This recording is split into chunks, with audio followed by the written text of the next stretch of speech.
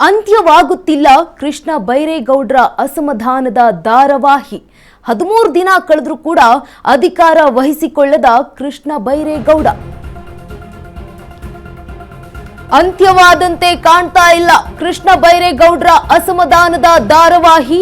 13 ದಿನ ಕಳೆದರೂ ಕೂಡ ಅಧಿಕಾರ ವಹಿಸಿಕೊಂಡಿಲ್ಲ ಇನ್ನೂ ಕೂಡ ಕೃಷ್ಣ ಬೈರೇಗೌಡರು.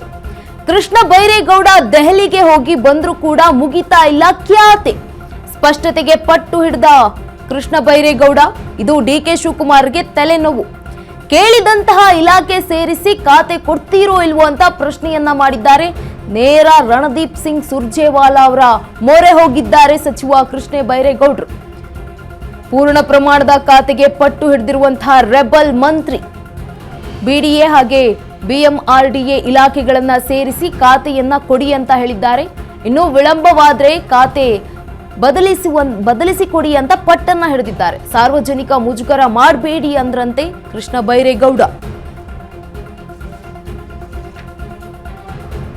ಅಂತ್ಯವಾದಂತೆ ಕಾಣ್ತಾ ಇಲ್ಲ ಕೃಷ್ಣ ಬೈರೇಗೌಡರ ಅಸಮಾಧಾನದ ಧಾರಾವಾಹಿ. 13 ದಿನ ಕಳೆದರೂ ಕೂಡ ಈ ಒಂದು ಅಧಿಕಾರವನ್ನ ವಹಿಸಿಕೊಂಡಿಲ್ಲ, ಇಲಾಖೆಯ ಅಧಿಕಾರವನ್ನ.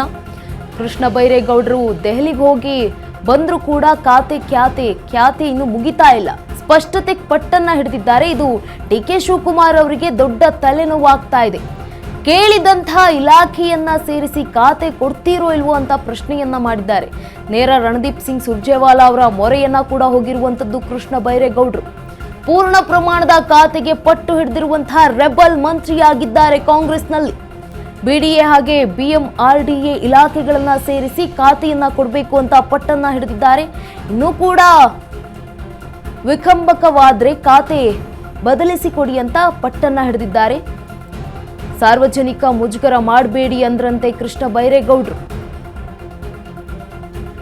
ಇನ್ನೂ ಕೂಡ ಅಂತ್ಯವಾಗ್ತಾ ಇಲ್ಲ ಅಸಮಾಧಾನ ಕೃಷ್ಣ ಬೈರೇಗೌಡರಿಗೆ.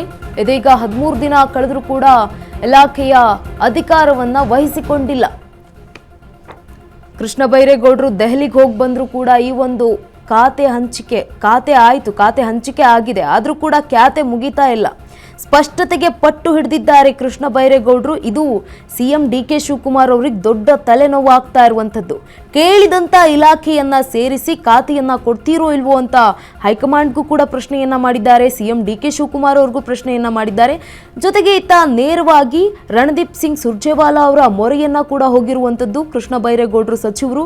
ಇತ್ತ ಪೂರ್ಣ ಪ್ರಮಾಣದ ಖಾತೆಗೆ ಪಟ್ಟನ್ನ ಹಿಡಿದಿರುವಂಥದ್ದು ರೆಬಲ್ ಮಂತ್ರಿ ಆಗಿದ್ದಾರೆ ಕಾಂಗ್ರೆಸ್ನಲ್ಲಿ. ಇದೀಗ ಬಿಡಿಎ ಹಾಗೆ ಬಿಎಂಆರ್ಡಿಎ ಇಲಾಖೆಗಳನ್ನ ಸೇರಿಸಿ ಖಾತೆಯನ್ನ ನೀಡಿ ಅಂತ ಹೇಳಿದ್ದಾರೆ. ಹಾಗಿದ್ರೆ ಈ ಒಂದು ಖಾತೆಯಲ್ಲಿ ಏನೆಲ್ಲ ಅಂಶಗಳಿದೆ ಅಂತ ಗಮನಿಸ್ತಾ ಹೋಗೋದಾದ್ರೆ 80,000 ಕೋಟಿ ಕಚ್ಚಾಟ ಅಂತ ಕೂಡ ಹೇಳಲಾಗ್ತಾ ಇರುವಂಥದ್ದು. ಬಿಡಿಎ ವಾರ್ಷಿಕ ಬಜೆಟ್ ಇರುವಂಥದ್ದು 5,000 ಕೋಟಿ ಇದೆ.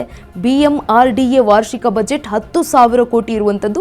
ಇತ್ತ ಬೆಂಗಳೂರು ಬಿಸ್ನೆಸ್ ಕಾರಿಡಾರ್ 27,000 ಕೋಟಿ ಇರುವಂಥದ್ದು. ಇತ್ತ ಬಿಡ್ದಿ ಎಐ ಸಿಟಿ 18,133 ಕೋಟಿ. ಹೆಬ್ಬಾಳ ಸಿಲ್ಕ್ ರೋಡ್ ಟನಲ್ 17,780 ಕೋಟಿ ರೂಪಾಯಿ ಇರುವಂಥದ್ದು.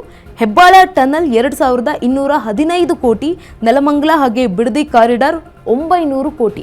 ಈ ಎಲ್ಲ ಒಂದು ಖಾತೆಗಳನ್ನ ಕೂಡ ನೀವು ಸೇರಿಸಿ ನನಗೆ ಇಲಾಖೆಯನ್ನ ಕೊಡಬೇಕು ಅಂತ ಪಟ್ಟನ್ನ ಹಿಡಿದಿರುವಂಥದ್ದು ಸಚಿವ ಕೃಷ್ಣ ಬೈರೇಗೌಡರು. ಬಿಡಿಎ ಹಾಗೆ ಬಿಎಂಆರ್ಡಿಎನಲ್ಲಿ ಈ ಒಂದು ಎಲ್ಲ ಇಲಾಖೆಗಳು ಕೂಡ ಬರುತ್ತೆ.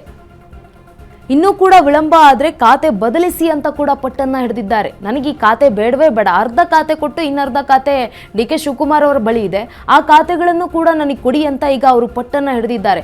ಕೊಟ್ಟರೆ ಪೂರ್ಣ ಪ್ರಮಾಣವಾಗಿ ಕೊಡಬೇಕು, ಇಲ್ಲ ಅಂತಂದ್ರೆ ನನಗೆ ಬೇರೆ ಸಚಿವ ಸ್ಥಾನವನ್ನ ಕೊಡಿ ಅಂತ ಅವರು ಹೈಕಮಾಂಡ್ ಮುಂದೆ ಪಟ್ಟನ್ನ ಹಿಡಿದಿದ್ದಾರೆ. ಈ ಕುರಿತಾಗಿ ನೇರವಾಗಿಯೇ ಅವರು ರಣದೀಪ್ ಸಿಂಗ್ ಸುರ್ಜೇವಾಲಾ ಅವರನ್ನ ಕೂಡ ಭೇಟಿಯನ್ನ ಮಾಡಿ ಮಾತನಾಡಿದ್ದಾರೆ.